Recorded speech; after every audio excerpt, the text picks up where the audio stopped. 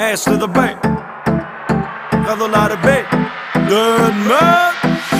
Aldatıp gitme beni Cemile, yarım Cemile, yarım Cemile.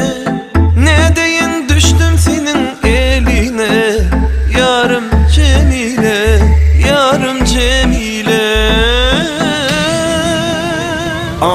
Yarım demekrim, canıma melkem. Bugün geldim ana bu rütköşü kılkam. 7-24 sen yanında bolsam. Bir de peskel veren hemez atları postam. Onsan, bile uçaklarda konsak. Yerden neçeli birbirimizi dolsak. Bile güllesek ve bile solsak. Yüreklerimize dine baktı salsak. Boyun değil, içebilirim.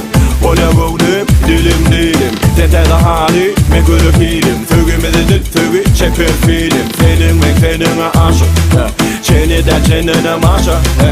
Ekistim hemişe daşa. Bağladım mı düzcük, ol gözüler kaşı, kaşı. Aldatıp gitme beni Cemile, yarım Cemile, yarım Cemile.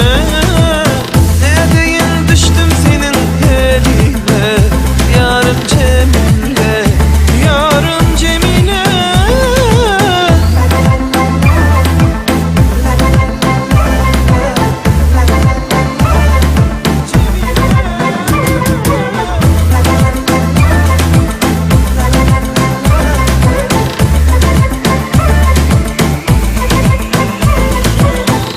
Yok demem ana, döneyim sana, karışıp sana, çık yarın dana dana.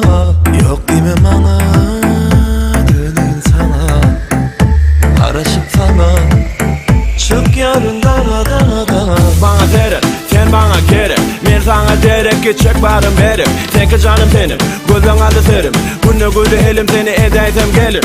Götürün yürekte elmi damadını. Hemme zaten boşadıyın sana kalbimi. Ellerimde götüreceksin sücüce yarımı.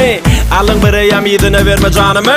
Aldatıp gitme beni Cemile,